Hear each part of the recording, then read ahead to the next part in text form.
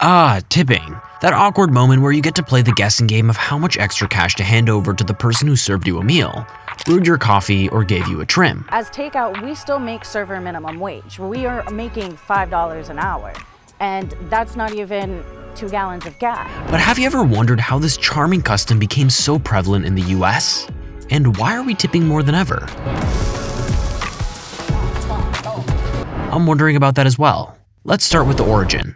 Tipping has a long and complicated history, but it's generally believed that it originated in Europe as a way for aristocrats to show their generosity and gratitude to their servants.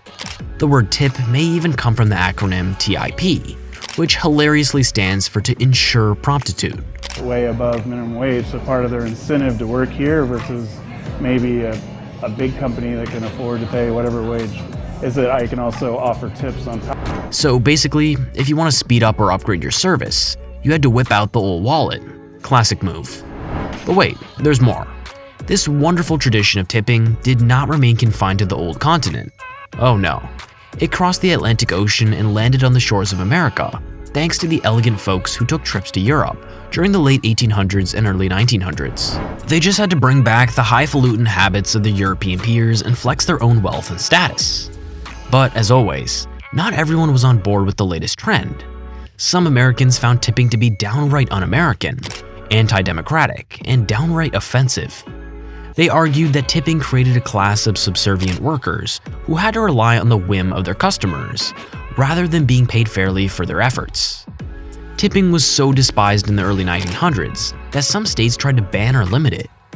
But unfortunately, those efforts were about as successful as trying to keep a cat away from a cardboard box. Tipping had already wormed its way into the service industry. One major factor in tipping's rise to glory was Prohibition, the time period from 1920 to 1933, when alcohol was a no-go. This led to many bars and restaurants losing money and cutting their staff's pay or eliminating it entirely. And what was the solution? You guessed it, tipping. It became the norm for service workers to rely on customers' generosity to make ends meet. And even when Prohibition ended, the practice of tipping stuck around, especially in the food and beverage biz. But what about modern times?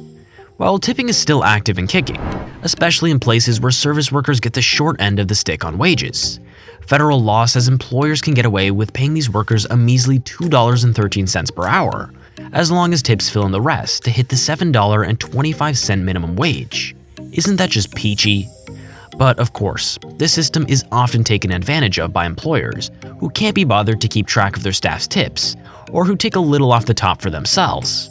And let's not forget about the delightful customers who don't tip enough or at all, leaving workers with a roller coaster of unpredictable and insufficient income. How generous. And as if that wasn't bad enough, tipping also creates a lot of social pressure and awkwardness for both customers and workers. Customers may feel obligated to tip even when they are unhappy with the service or can't afford it. Workers may feel compelled to smile and be nice to rude or abusive customers in hopes of getting a decent tip. And both parties may have to deal with the confusion and inconsistency of different tipping norms and expectations across different places and cultures. Tipping used to be reserved for the low-wage workers who needed it to make ends meet. But now, it's like a contagious disease that's spreading to every corner of the service industry. Want to grab a quick cup of coffee or a croissant at a bakery? Better have your tipping hand ready. Going to a hotel? Prepare to shell out some extra cash for those friendly housekeepers. And don't even get me started on the world of ride-sharing apps and delivery services. Oh, and let's not forget about the ever-growing suggestion of tipping more than the standard 15%. Because, you know, the cost of living is so low these days. Well, it seems like every time we turn around, there's a new reason to fork over more cash in the name of gratuity. Thanks to the pandemic, we're now expected to tip our hats off to essential workers, as if they're not already heroes for risking their lives for us. And what about those fancy digital payment methods that make tipping as easy as clicking a button? Sure, they save us some time, but they also make us feel like cheapskates if we don't select the preset tip options that are conveniently higher than what we'd normally give. Oh, joy.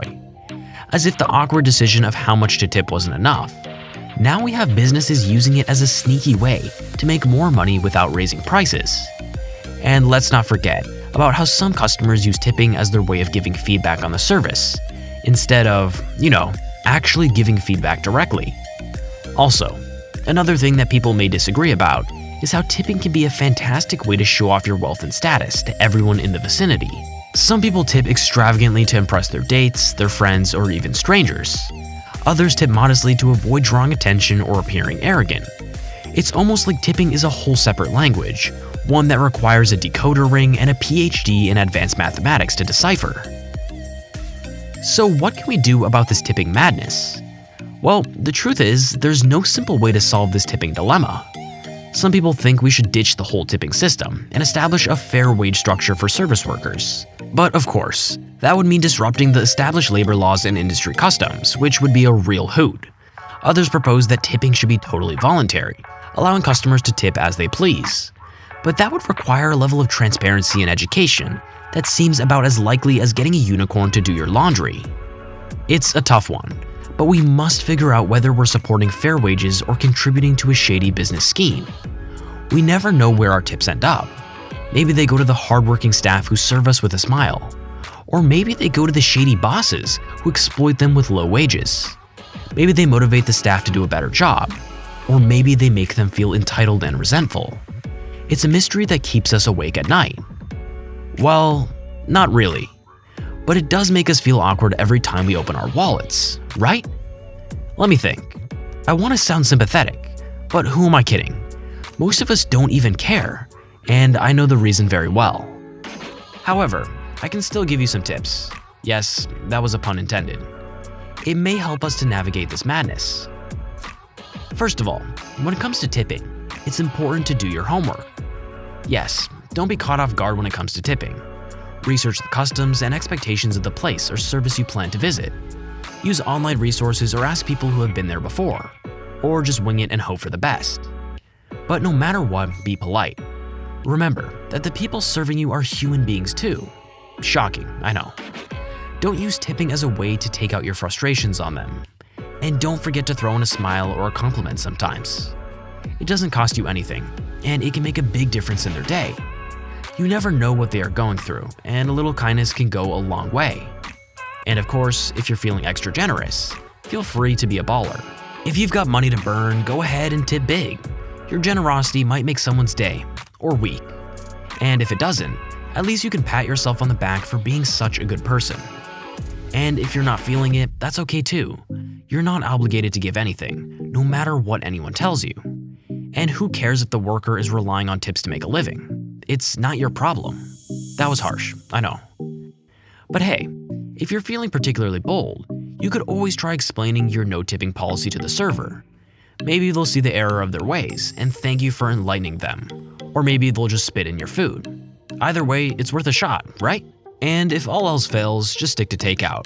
It may not be as glamorous as dining out, but at least you won't have to worry about the awkward moment when you accidentally hand your waiter a piece of gum instead of a tip.